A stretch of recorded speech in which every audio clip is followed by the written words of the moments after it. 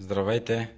Ето едно фарче Adaptive LED на BMW G30 с проблем в дневните светлини. Ето сега ще видите какъв е проблема точно. Както виждате, дневните са с жълтеникава кехлибарена светлина. С дефект са.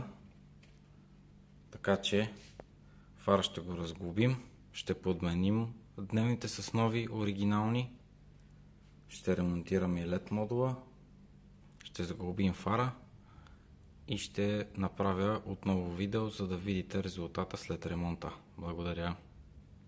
Здравейте! Ето го фарът с монтирано стъкло. Пускаме, за да се види, че късите мигача дневните работят.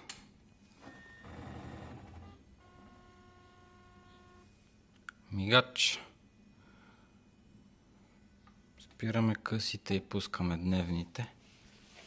Ето дневните с каква яркост са.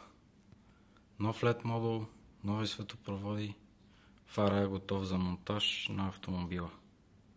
Благодаря за вниманието.